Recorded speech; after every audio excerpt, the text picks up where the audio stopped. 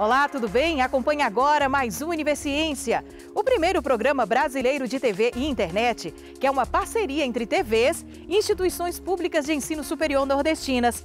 Aqui, a gente conhece as produções científicas destas instituições. Veja agora algumas delas. Cientistas do Instituto Federal Baiano mostram como o cultivo do cacau em meio às árvores da Mata Atlântica não só conserva o ambiente, como pode trazer benefícios financeiros aos produtores. Na Universidade Federal do Ceará, pesquisadores estão usando laser para ajudar pacientes com câncer de boca. E na Universidade Estadual do Sudoeste da Bahia, um olhar especial sobre a relação médico-paciente.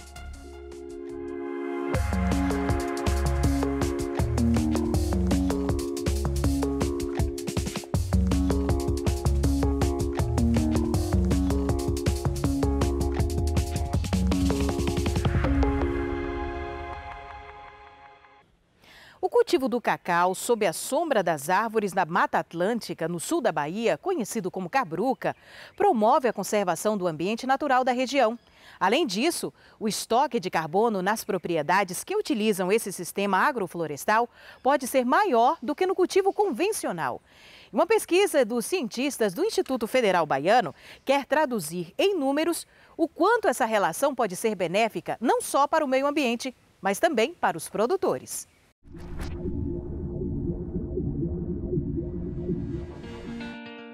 O sistema cabruca é um sistema regional na região do cacau, em que se planta o cacau embaixo da mata. Se tira o subbosque na mata, ou seja, ralear a mata, e dentro dela a gente planta o cacau. Então esse sistema existe desde o início em que se plantava cacau na região. E com isso, a nossa região preservou e preserva ainda e muito a Mata Atlântica. Então, hoje, com as questões das mudanças climáticas, com os trabalhos que precisam de mitigação às mudanças climáticas, então se faz necessário pesquisas mostrando o potencial de quantificação de carbono em diversos cultivos. Então, aqui na região aqui próxima, houve uma certificação do território para a venda de créditos de carbono. E nessa certificação, foi certificada algumas áreas de sistemas agroflorestais, né, para a venda de créditos de carbono. Mas as certificadoras elas só têm aceito a quantificação para a venda de créditos do cacau e de algumas espécies nativas. E ela não aceita de todo o sistema como um todo. Então, isso foi que fez com que a gente fizesse a pesquisa, quantificando o que a gente chama de compartimentos, né? Não só as espécies arbóreas, mas também o carbono estocado no solo, o carbono estocado na serrapilheira, o carbono estocado no subbosque, né, que é nas plantas não arbóreas. Então, essa pesquisa foi com esse objetivo, quantificação total no sistema cabruca, e agora nós estamos monitorando qual o incremento anual de carbono em áreas de cabruca de cacau. Em números, há uma variação muito grande das áreas de cabruca. Então, nós tivemos cabrucas com uma estocagem de 80 toneladas de carbono, como tivemos cabruca de 400 toneladas. Quando a gente quantifica tudo, inclusive madeira morta. Então há uma variação muito grande nessas cabrucas. Nesse monitoramento que nós estamos fazendo de incremento, nós aumentamos outras áreas de cabruca e fizemos algumas alterações na metodologia que nós vimos necessário em questão de cabruca. O incremento, a gente vai ver de um ano para outro qual foi o incremento que teve a mais, qual foi o crescimento dessas árvores que promoveu um sequestro de mais quanto. Então, uma área em si de cabruca, ela pode ter essas quantidades de estocagem de carbono. Porque quando a gente quantifica o carbono, faz a floresta sequestra carbono, não é o que ela respira, é o que ela transformou em biomassa. Que aí o carbono ficou ali sequestrado, o carbono está ali estocado, né, e transformado em biomassa, que é o tronco, são as folhas, está no solo, na matéria orgânica ali do solo, e está em todo esse conjunto. Hoje, com o aquecimento global, se faz necessário cada vez mais aprofundarmos estudos e tomarmos medidas para a gente diminuir esse aquecimento. Como é que a gente diminui esse aquecimento? Uma das medidas é o que a gente chama de mitigação, ou seja, eu sou uma empresa, eu emiti carbono, então eu posso neutralizar esse carbono que eu emiti. De que forma? Então eu comprando créditos. Eu posso comprar créditos para alguém plantar a floresta para mim, ou eu posso fazer ações na minha empresa em que eu neutralizo esse carbono. Algumas empresas com responsabilidade ambiental, com a responsabilidade pela sustentabilidade pelo planeta, lançam edital para neutralizar esses carbonos que elas emitiram. Então elas lançam edital e aí a gente, como instituição ou como uma organização não governamental ou uma empresa, a gente vai para esse edital e diz, eu tenho X toneladas para lhe vender. Aí ela vai perguntar de que forma. Então foi aí uma dessas que eu trabalhei. O que eu acho mais importante quando a gente leva para o agricultor e ele passa a receber o que a gente chama de pagamento por serviços ambientais. Porque na hora que você vende esses créditos, é um pagamento por serviços ambientais. E na hora que um produtor passa a receber, porque ele está preservando, porque ele está cultivando de uma forma sustentável, para mim esse é o maior ganho. Porque ele vai olhar para uma árvore e ele não vai ver ali naquela árvore metros de tábua nem metros de ripão. Ele vai ver naquela árvore ali que ele conservando, ele está protegendo a natureza, ele está protegendo a vida dele, ele está de uma forma sustentável, colaborando para esse mundo aí. Porque quando a gente diz assim, salve o planeta, não é salvar o planeta, gente. Salve a espécie humana do planeta. É isso que a gente tem que dizer. Então, vender crédito, neutralizar o que você emite, você está salvando a humanidade neste planeta. Você como consumidor, eu quero neutralizar meu carbono. Hoje tem diversas instituições que fazem isso. Você chega na internet e você vai ver várias organizações não governamentais que você chega ali, você calcula o quanto você emite anual, que vai depender do seu quanto você roda de carro, de bicicleta, de avião, do seu consumo doméstico. Você tem uma calculadora, você faz seu cálculo e depois ela lhe diz, você emite 3 toneladas, 5 toneladas, plante X árvores. Ali mesmo você pode já plantar suas árvores, cada instituição tem um valor e você neutraliza seu carbono. Você está fazendo a sua parte. E veja daqui a pouco, o laser ajuda pacientes com câncer de boca que passam por quimioterapia. É depois do intervalo.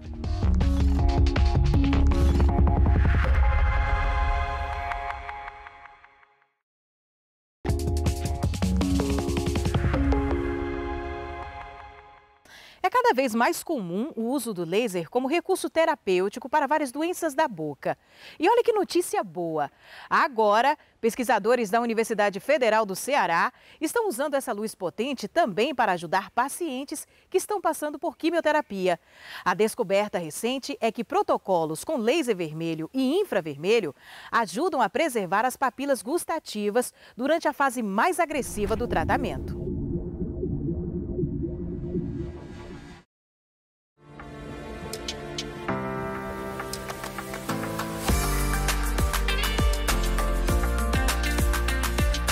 Com 32 anos foi uma surpresa bem desagradável de início. Eu descobri através de um nódulozinho, um nódulo que surgiu no meu peito. Aí eu fiz uma ultrassom, aí dessa ultrassom, um outro médico fez a ultrassom, já me encaminhou aqui para o ICC e eu já comecei o tratamento. O paciente que está em quimioterapia, ele perde o paladar por quê? Porque o quimioterápico, ele não afeta apenas o tumor, mas ele afeta qualquer tecido do corpo que tem uma alta capacidade de reprodução. A pele fica seca, o cabelo cai e o paladar é perdido por conta dos botões gustativos. O principal objetivo é você tratar o paciente para ele não perder o paladar, ou seja, ele não chegar a essa fase da digeusia, que é a modificação do paladar e ele perder esse paladar, né? Então, assim, o objetivo é a gente tratar para que isso não aconteça. Não existe ainda um tratamento, né, que você é medicamentoso,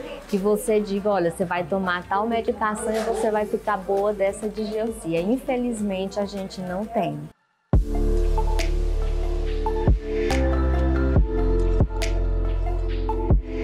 Uma das coisas que motivou o desenvolvimento dessa pesquisa foi uma parte pessoal. A mamãe, ela tinha câncer de mama e ela fazia quimioterapia e se queixava muito do paladar. A laser terapia é um recurso que há muito tempo vem sendo utilizado na odontologia.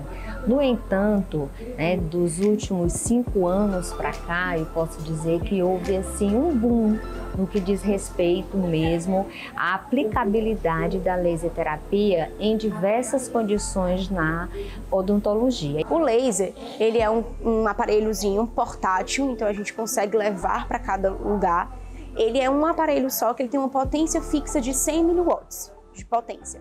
E ele tem comprimentos de ondas diferentes. Ele tem um comprimento de onda vermelho, que vai variar ali de 660 nanômetros, e um comprimento de onda infravermelho, variando de 880 nanômetros. A tecnologia do laser é uma tecnologia relativamente simples. É uma emissão de fótons de luz que os tecidos absorvem e isso estimula a sua reprodução celular. Então, se eu tenho uma ferida e eu jogo o laser em cima, aquele comprimento de onda estimula a cicatrização celular e, consequentemente, o reparo das feridas. Isso já é feito para a pele, isso já é feito para a afta.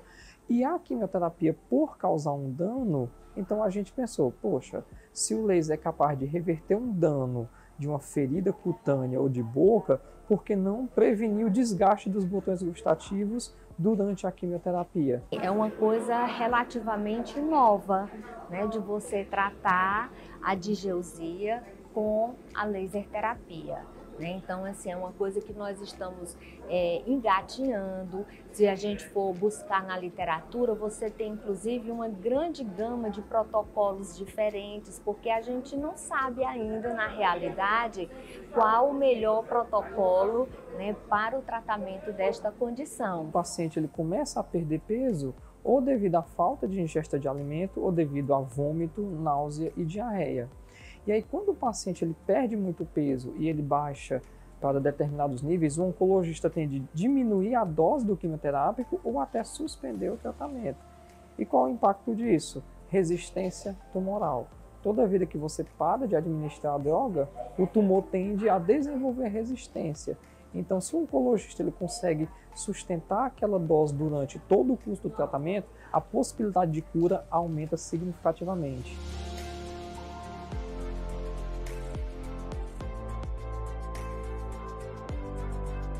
A gente totalizou 135 pacientes com câncer de mama, sendo acompanhados durante 6 meses. Nós tivemos 2 grandes grupos. Como não existe tratamento para essa condição, a perda de paladar tras químio, então nós tivemos um grupo com e um grupo sem laser. E o grupo com laser, a gente conseguiu sustentar o paladar durante toda a quimioterapia e manter e até aumentar o peso do paciente durante a químio. Enquanto os grupos tratados sem o laser, né, foi só simulada a aplicação de laser, o peso dos pacientes e o paladar ele foi diminuindo em até 20%, o que é uma perda de peso muito grande. Como a gente descobriu que o laser era assim eficaz e era capaz de prevenir a diseugia, a gente começou a estudar protocolos de laser terapias diferentes. Então, hoje em dia, a gente utiliza 3 protocolos. O protocolo padrão, que foi executado no mestrado, e mais 2 outros estudos com comprimentos de onda de laser diferente.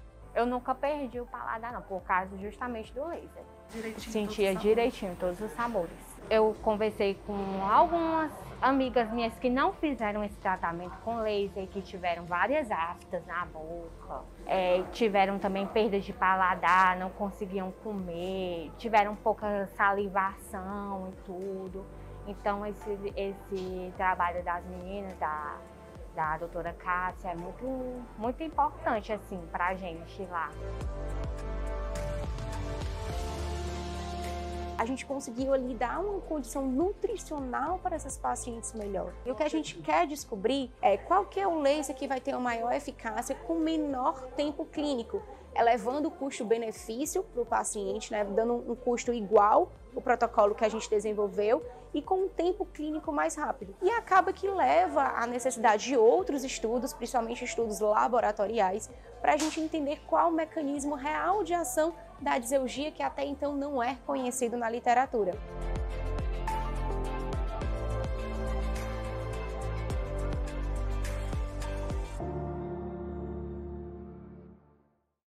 A relação médico-paciente é uma interação que envolve confiança e responsabilidade.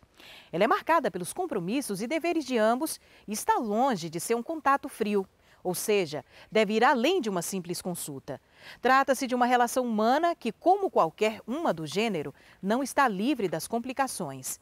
E uma pesquisa desenvolvida na Universidade Estadual do Sudoeste da Bahia busca entender mais essa relação. Depois de ouvir pacientes de alguns postos de saúde da cidade de Tapetinga, no sudoeste da Bahia, foi constatado que o diálogo e a atenção a detalhes são fundamentais para o sucesso dessa relação.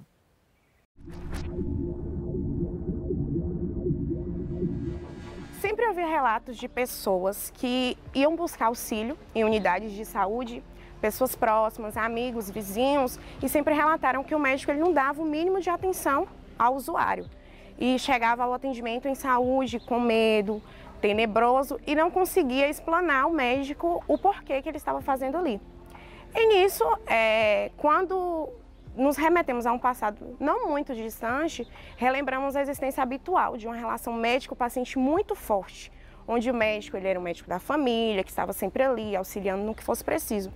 Só que no ponto de vista do usuário, por que essa relação ela começou a se esfriar? E nisso eu tentei buscar o ponto-chave para que essa relação ela seja feita de maneira positiva. E aí eu me perguntei, será que a culpa é apenas do profissional médico que não consegue criar um ambiente propício para uma anamnese, que é uma conversa com o seu paciente sobre o que o levou a buscar ajuda, o quanto aquele momento é importante para ele, ou do paciente que já chega nervoso, com medo do diagnóstico médico e não consegue explanar o que ele está fazendo ali naquele momento. E aí nisso, o objetivo da minha pesquisa foi investigar junto aos usuários do sistema público como é que essa relação médico-paciente está sendo desenvolvida nesses 3 PSFs do município de Tapetinga, Bahia. A ideia de Daniele, de a gente trabalhar nesse sentido, caiu como uma luva na nossa proposta aqui de trabalho, que era uma forma da gente descobrir de que forma essa relação médico e paciente estava acontecendo e, além disso, começar a discutir, começar a pensar sobre o que a gente poderia fazer, eu digo a universidade, junto com a administração pública, e aí a Secretaria de Saúde sempre esteve de portas abertas para a universidade desenvolver esse tipo de trabalho, para de que forma a gente pudesse contribuir para a melhoria nesse atendimento. Primeiro eu fiz uma busca ativa pelo município a fim de descobrir a quantidade de PSFs que o município dispõe, sendo 16 aqui, e um em Bandeira do Colônia e outro em Palmares. E nisso eu escolhi 3 PSFs, onde é composto pela maior quantidade de usuários. E dentre esses 3, observou-se que o quantitativo de pessoas do sexo feminino foram bem maior, sobressaíram os do sexo masculino, e a faixa máxima que procuraram atendimento foi entre 29 e 39 anos. E também houve algumas perguntas sobre a avaliação e explicação do médico ao paciente.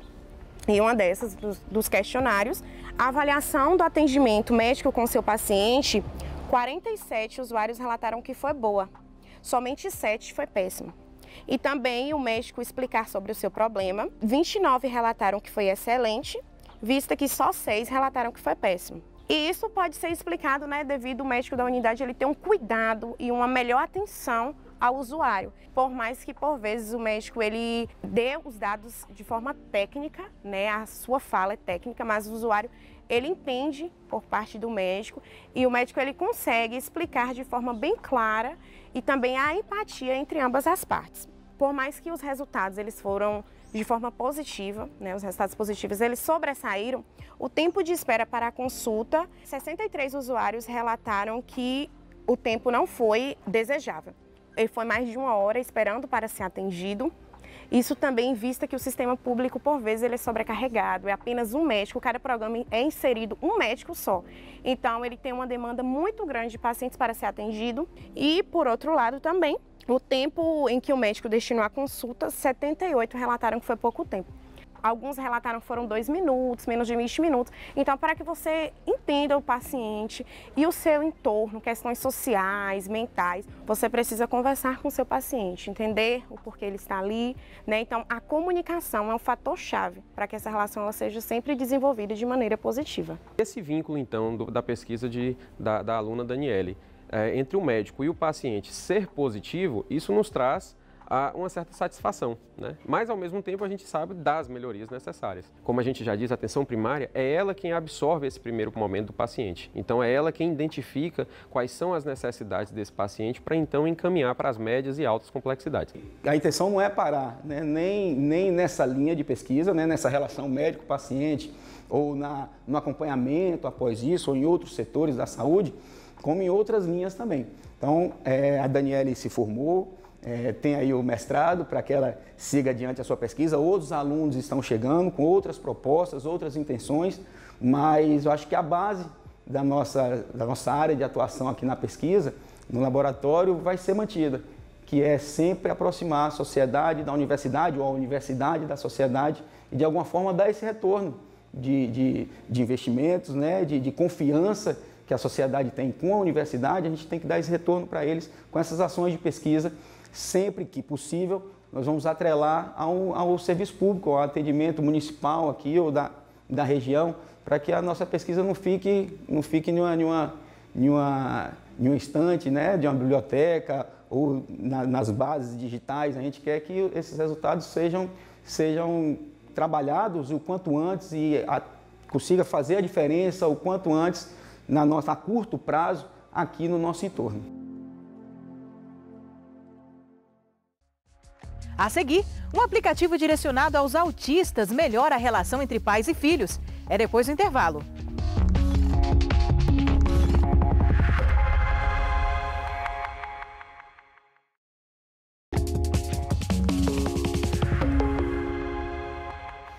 Educar é um desafio e ele se torna ainda maior quando trata-se de educar crianças com autismo. Isso porque não existem muitas pesquisas sobre o assunto. E por esse motivo, estudantes da Universidade Federal de Pernambuco criaram um aplicativo que facilita a programação das atividades diárias de crianças com autismo e favorece o relacionamento entre pais e filhos. É o que a gente vai conferir agora. Meu nome é Vitor, sou estudante de Engenharia Elétrica na Universidade Federal de Pernambuco. Eu sou um dos fundadores do aplicativo Alltime, aplicativo feito para auxiliar crianças autistas na sua rotina, no seu dia a dia. Esse aplicativo começou quando eu, Dudu, Matheus e Hélio nos conhecemos no projeto Apple Developer Academy, um projeto de extensão da universidade em parceria com a Apple. E lá nós tivemos que trabalhar com algum propósito. Nós tivemos um propósito em comum, foi isso que nos uniu como um grupo. A gente estava pensando em trabalhar com acessibilidade para pessoas neurotípicas e acabamos escolhendo um nicho mais específico de crianças autistas. A ideia inicial era mais abrangente, era trabalhar com acessibilidade para pessoas neurotípicas. E tanto eu como o Dudu temos familiares. Eu tenho uma prima com autismo e o Dudu tem um primo com autismo. A maior motivação da gente para trabalhar com autismo, inicialmente, foi a história dos nossos primos, né? No meu caso, eu tenho o João, que é um primo que a gente tem um contato muito grande desde que ele era muito criança. E foi justamente nesse contato que a gente começou a criar uma relação muito forte. Apesar de João, desde muito cedo, já apresentava traços como os do autismo, né? Que é a dificuldade de olhar nos olhos, a dificuldade de comunicação, movimentos muito repetidos. Então, foram dores e necessidades do dia a dia dessas crianças que a gente sentia na nossa própria família e foi daí que a gente pensou em trabalhar justamente nessa área. E a partir disso, a gente começou a criar realmente um nível muito grande de intimidade e que realmente é uma pessoa que eu tenho muito próximo da minha família. E acabei acompanhando essa evolução, que foi a questão dos pais deles começarem a descobrir a questão do autismo, né? Procurar tratamento, procurar especialistas. E isso foi algo que me sensibilizou muito dentro dessa questão, porque me veio essa motivação maior de querer ajudar o João. Então acho que nasceu muito dessa questão de amor, sabe? Da gente olhar para as famílias da gente, olhar para como a gente poderia usar um projeto da universidade para melhorar a vida de pessoas que estavam próximas da gente também, sabe? O aplicativo é dividido em duas partes. A parte da criança, onde ela tem a visualização mais com essa comunicação não verbal mesmo, com as imagens, em que uma tela mais limpa, na qual ela tem só as informações necessárias para ela perceber o que ela tem que fazer naquele dia, quais são suas atividades do dia. Já na parte dos pais, é onde eles podem fazer o planejamento dessas atividades, tanto planejamento como eles coletar algumas informações, como feedback da criança, como ela se sentiu após finalizar algumas atividades. A partir disso, a gente começou a fazer entrevista com nossos familiares, com outras famílias que a gente conhecia, que tinha pessoas com autismo de diversas idades. A partir disso, a gente recebeu mais indicações e foi aí que a gente passou a procurar também os profissionais. Então, a gente começou a conversar com médicos, psicólogos, terapeutas ocupacionais e vários outros especialistas que estudavam mais ativamente a causa. Isso foi muito importante, porque a gente, de um lado, teve a visão da família, que era o núcleo, né, que a gente estava querendo auxiliar, e do outro lado a gente também teve a visão mais técnica, né? E claro também que a gente também não desprezou a pesquisa acadêmica. Então a ideia da gente foi realmente ter uma imersão bem profunda nas questões, né, que envolviam o autismo de forma geral, para entender tanto a realidade das pessoas que convivem com autismo e com pessoas com autismo, tanto com pessoas que trabalham com isso, como também entender melhor o que estava sendo feito na área, quando as questões de tratamentos, de métodos de ensino e tudo mais. Então o All-Time ele surge como procura ver essa oportunidade e surgiu nesse espaço de criar um canal de comunicação entre pais e filhos de uma maneira mais visual e prática, porque a ideia é justamente essa, que o pai vá, crie uma atividade, essa atividade esteja bem personalizada de acordo com as necessidades da criança e isso seja incluso no seu calendário. O aplicativo é basicamente dividido em 2 perfis. Os pais nesse perfil ele conseguem ter o controle de toda a rotina da criança, dos seus filhos, e nessa tela inicial ele consegue ver, por exemplo, o cronograma diário da criança, com as atividades que a criança tem a fazer naquele dia, e onde ele consegue ver o horário agendado, o horário que a criança realizou a atividade e o feedback que a criança deu após concluir. E ele também consegue ver o horário semanal das atividades da criança para a semana corrente, né? Essa aqui é a parte, é o cronograma diário da criança, onde o pai consegue ver as atividades diárias dela, que ele consegue ver a imagem da atividade, a categoria da atividade, o nome, a quantidade de subtarefas que a atividade tem e o horário que ela foi agendada. Quando a criança conclui uma atividade, aqui também aparece o horário de conclusão e o feedback que a criança deu após realizar a atividade.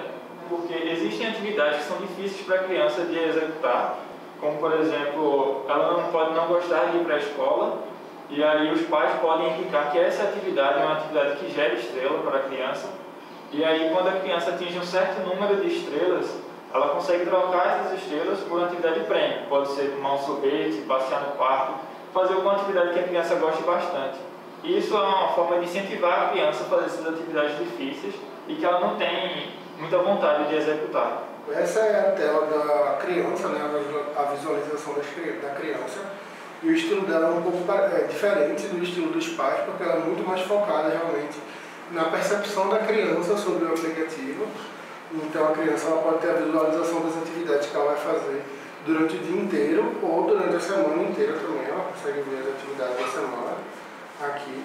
E aí durante o dia, clicando em cada atividade, a criança vai conseguir ver as atividades que ela vai fazer, as subatividades das atividades que ela vai fazer, né? Então, além de tomar café da manhã, ela vai ver que pode lavar a mão, e pode comer e depois lavar os pratos.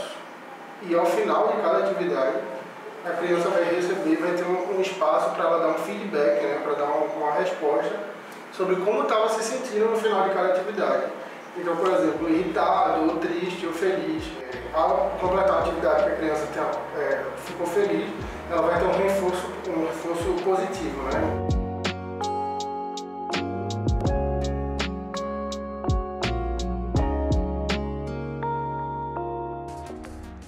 E você já sabe, se tem alguma dúvida ou sugestão, envia para o nosso e-mail universiencia@uesb.edu.br que a gente explica por aqui num outro programa. Tchau, tchau e até breve!